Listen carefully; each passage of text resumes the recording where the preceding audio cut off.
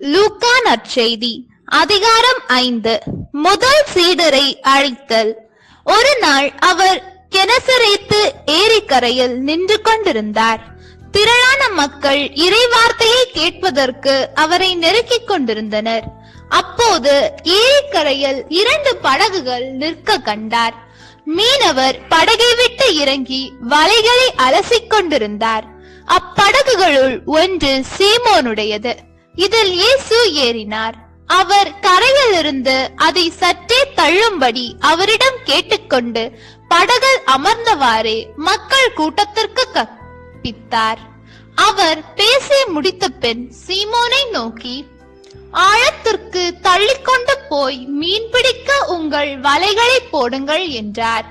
சீமோன் மறுமொழியாக, ஐயா, இரவு முழுவதும் நாங்கள் பாடுபட்டு உழைத்தும் ஒன்றும் கிடைக்கவில்லை. ஆயினும் உமது சொற்படியே வலைகளை போடுகிறேன் என்றார். அப்படியே அவர்கள் செய்து பெருந்திரளான மீன்களை பிடித்தார்கள். வலைகள் கிழிய தொடங்கவே மற்ற படகிலிருந்த தங்கள் கூட்டாளிகளுக்கு சைகை காட்டி துணைக்கு வருமாறு அழைத்தார்கள். அவர்களும் வந்து 2 படகுகளையும் மீன்களால் நிரப்பினர். அவை மூழ்கும் நிலையில் இருந்தன. இதை கண்ட சீமோன் பேதுரு இயேசுவின் கால்களில் விழுந்து, ஆண்டவரே, நான் பாவி, நீர் என்னை விட்டு போய்விடும் என்றார். அவரும் அவரோடு இருந்த அனைவரும் மிகுதியான மீன்பாட்டை கண்டு திகைப்புற்றனர்.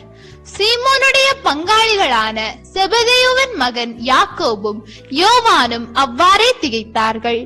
இயேசு சீமோனை நோக்கி, அஞ்சாதே, இது முதல் நீ மனிதரை பிடிப்பவன் ஆவாய் என்று சொன்னார்.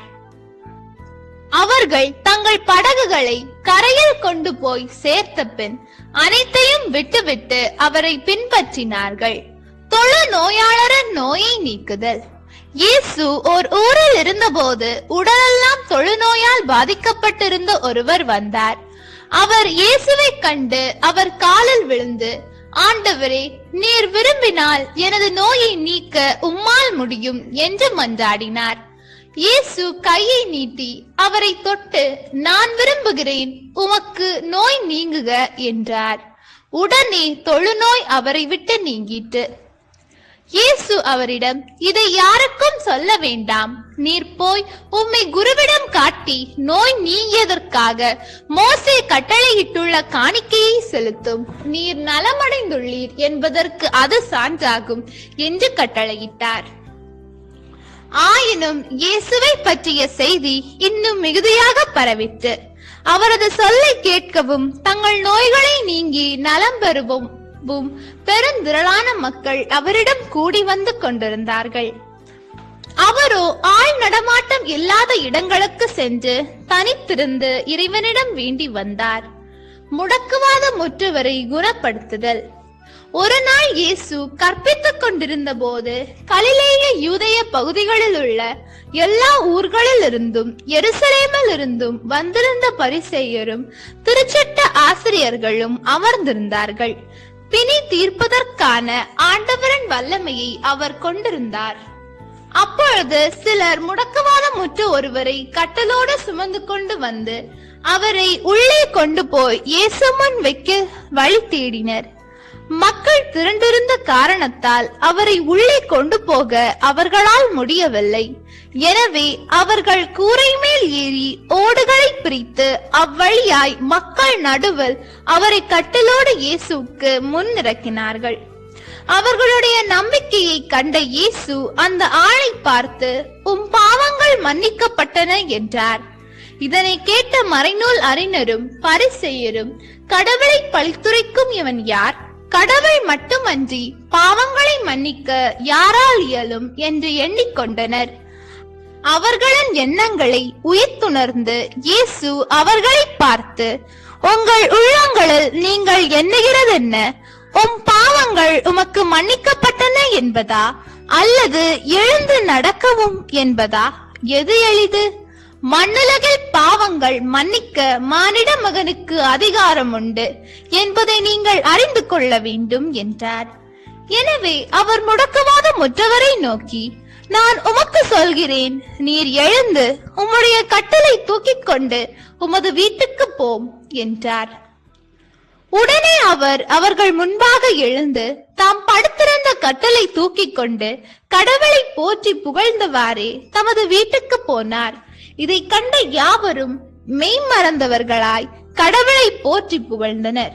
அவர்கள் அச்சம் நிறைந்தவர்களாய், இன்று புதுமையானவற்றை கண்டோம் என்று பேசிக் கொண்டார்கள். லேவியை அழைத்தல். அதன் பின் இயேசு வெளியே சென்று சுங்கச்சாவடியில் அமர்ந்திருந்த லேவி என்னும் பேருடைய வரி தண்டுபவர் ஒருவரை கண்டார். அவரிடம், என்னை பின்பற்றி வா என்றார். அவர் அனைத்தையும் விட்டுவிட்டு எழுந்து இயேசுவை பின்பற்றி சென்றார். இந்த லேவி தம் வீட்டில் அவருக்கு ஒரு பெரிய விருந்து அளித்தார். வரி தண்டுபவர்களும் மற்றவர்களும் பெருந்திரளாய் அவர்களோடு பந்தியில் அமர்ந்தார்கள். பரிசேயர்களும் அவர்களை சேர்ந்த மறைநூல் அறிஞர்களும் முணுமுணுத்து இயேசுவின் சீடரிடம், வரி தண்டுபவர்களோடும் பாவிகளோடும் சேர்ந்து நீங்கள் உண்பதும் குடிப்பதும் ஏன் என்று கேட்டனர். இயேசு அவர்களுக்கு மறுமொழியாக, நோயற்றவருக்கு அல்ல, நோயுற்றவருக்கே மருத்துவர் தேவை. நேர்மையாளர்கள் அல்ல, பாவிகளையே மனம் மாற அழைக்க வந்தேன் என்றார்.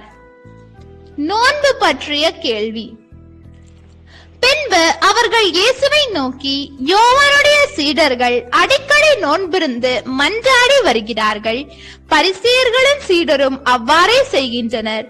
உம்முடைய சீடரோ உண்பதும் குடிப்பதுமாக இருக்கின்றனரே என்றார்கள். இயேசு அவர்களை நோக்கி, மணமகன் மன விருந்தினர்களோடு இருக்கும் வரை அவர்களை நோன்பிருக்க செய்யலாமா?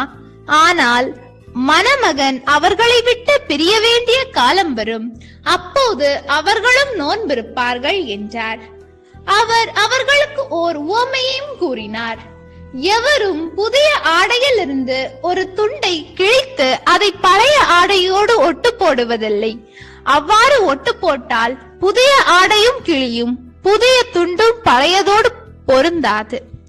அதுபோல பழைய தோற்பைகளில் எவரும் புதிய திராட்சை மதுவை ஊற்றி வைப்பதில்லை. ஊற்றி வைத்தால் புதிய மது தோற்பைகளை வெடிக்க செய்யும், மதுவும் சிந்தி போகும், தோற்பைகளும் பாழாகும்.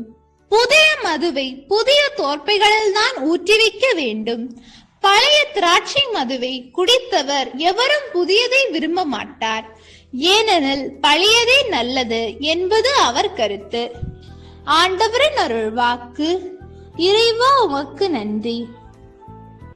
நம் அன்பு கடவுளின் ஆசியும் அருளும் இன்னும் பலருக்கு கிடைக்கப்பெற ஹோலி பைபிள் தமிழ் சேனலை சப்ஸ்கிரைப் செய்துவிட்டு இந்த வீடியோவை லைக் செய்யவும், மேலும் உங்கள் உறவினர் மற்றும் நண்பர்களுடன் ஷேர் செய்யவும். நன்றி.